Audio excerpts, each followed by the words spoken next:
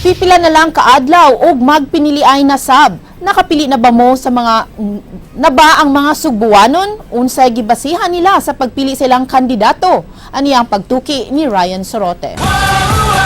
Bilang Pilipino.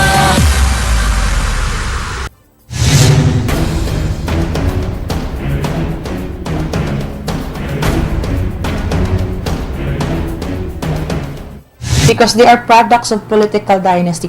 Alang sa political science, daghay mga basihan sa pagpili sa mga botante.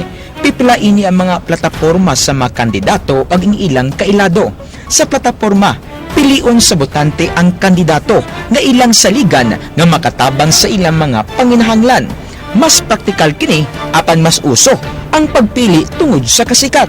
Mao kini ang gitawag nga patronage politics nga sagad gipaymuslan sa mga dugay na sa katungdanan ug ang mga nailhan na daan. The informed and discerned choice of the voters are not anymore reflected in the polls. Why? There are intervening variables. Money. Sa Sugbo, pipila sa mga ilado nga mga political families ang mga Garcia, Durano sa ikalimang nga distrito, Osmeña sa dakbayan sa Sugbo ug mga Gulyas sa unang distrito. Gawas nila, dunapay laing mga ilado ug dagkong mga politikanhong pamilya sa Sugbo. Sila lang ang mga pamilya nga alang sa uban ang dakong natabang ug angay butaran. Pangunahuna kini sa mga pamilya nga mag-agad sa butaran sa ginikanan nga dunay utang kabubuton sa ilang butaran nga usa ka matang sa patronage politics. They vote for this candidate despite the many issues, allegations against the candidate because they have utang na loob, patronage. Miminos na ang patronage politics karon tungod sa pagka-independente sa mga mas bata nga mga botante sa pamilya. Sa datos sa Commission on Elections, 37% sa 20 million sa 54 hangtod sa 55 million nga botante sa nasod ang mga youth voters nga nag-edad 18 hangtod 35. Matod sa COMELEC, kung makuha sa usa ka kandidato ang youth vote, sigurado ang kadaugan ini. Apan kung basihan ng mga incumbent officials, sagad nila ang gikan sa mga dagkong mga politikanong pamilya ug ang uban ang mga sakop sa giingong political dynasty. Sulod sa pipila ka dekada, undisputed ang mga Durano sa dakbayan sa Danao sukad sa ilang amahan hangtod sa iyang mga anak. Kontrolado usab nila ang distrito, pinaagi sa Bacod Party nga sila'y nag-umol. Duha na sab ka mga Garcia ang nahimong gobernador sa Sugbo, kinsa na elek usab nga kongresista sa ikatulo nga distrito. Laing mga Garcia ang suway nga musod sa pamulitika sa probinsya karong eleksyon. Sa Southern Cebu, inila sa unang distrito ang pamilyang Gulyas nga may founder sa Alayon Party nga nagdominar sa distrito.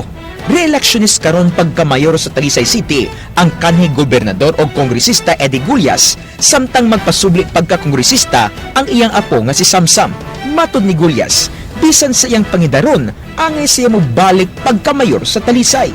Usa sa matod pa nabiyaan nga sektor sa Talisay ang mga mananagat. Apan sa tulo ka dekada nga pagpanagat ni Dondon, wa niya masinati ang pag-amuma sa gobyerno. Bisan ang kapin 700 million nga Talisay Fishport ang wa nila mapaymusli o karon giabangan na lang sa usa ka pribado nga kumpanya.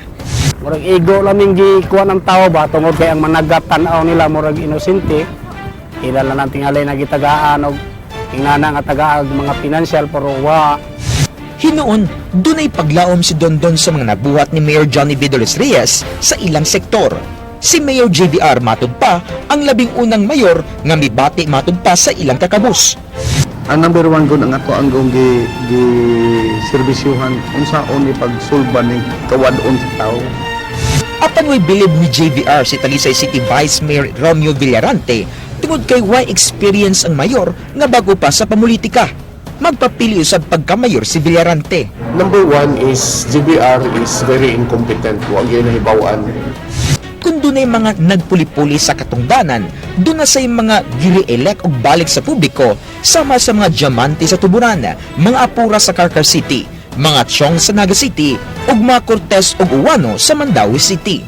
Pipila lang sila sa mga pamilya nga nanghawd sa ilang mga lugar sa nakalabay nga mga tuig. Sa dakbayan sa Carcar, katapusan na termino ni Mayor Nisi Apura nga wa gyud maparot. Daghang mga pasangil ang gilabay batok ni Apura apan sa nakalabay nga mga eleksyon nagpabilin sa prosesyon. magpabilin sa serbisyo si Apura hangtod tagaan siyag mandato sa pagserbisyo sa katawhan. Si board member Yayo Ecoseba ang makigatbang ni Apura pagkamayor. Kay dili malalim na kanang mamunuan kag usa ka syudad parehani nga wa ka kibaw kay lain-laing syudad lain lungsod lain ba kinaiya. Napupos na sab ang tulo ka termino ni Naga City Mayor Val Chong apan nang mupuli niya ang iyang anak nga si Christine. Prangka giingon ni Mayor Val nga ang iyang anak ang angay mupuli kaniya aron mapadayon ang nasugdan ini. Dako ang iyang pagsalig nga laing mandato sa pagserbisyo ang makabot sa iyang anak samtang siya mubalik sa pribado nga kinabuhi isip magpapatigayon. Ang grupo sa nila ni Atty. Christine has the backing of the people, majority of the people. I'm lucky and fortunate no nga murag ang foundation na lay down na dili na ko maglisod. Midaga na sab karon pagka-kongresista sa kainom nga distrito si Mandawi City Mayor Jones Cortez human sa iyang tulo ka termino pagkamayor sa syudad. Di sama sa ubang mga lugar, sayon nga napatuman ni Cortez ang iyang mga plano sa takbayan tungod sa pagtinabangay sa konseho bisan gikan pa sila sa laing mga partido. Di na sa bag-o sa Mandawi ang apelido nga Cortez. Nga mahuman nimo ang imong 3 consecutive term, that is a good sign nga ang mga katawhan na dunay kumpiyansa o pagsalig. Karon lang hinangat sa eleksyon, nagumot ang dakbayan tungod sa panag-abot sa laing mga politikanong pamilya nga mga uwano o mga kisumbing.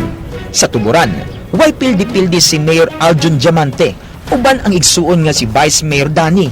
Matod ni Mayor Aljor, kuwagon ang iyang tulo ka termino sa pagpalambo sa lungsod.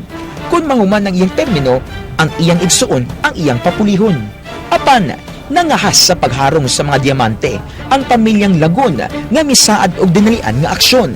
Sa adidat ni Lagun, ang malinawon nga eleksyon human na ilang lungsod nga magubot panahon sa eleksyon tungod sa giingong mga guns. Depende na sa kontra. Kung ang kontra ni mo na ana, di sad pwede nga ang katong pika side wala inana. Kanang about sa good, siguro ang katawhan nandiyan ang mo tanaw ana. Importante ang mga mapiling mga lider karong umaabot nga piniliay apan ang labing mahinungdanon sa tanan mao ang pag-abag sa mga namutar sa ilang mga napili nga mga lider. Mao kinang gitawag nga institutional conscience ang tagsatagsa kapag abag sa mga katawhan nga Pilipino sa mga lider nga naa sa katungdanan aron sa pagpalambo sa nasod. Kay di lang kutob sa pagbutar ang tanan. Alang sa Aksyon Bisaya, Ryan Sorote, News 5.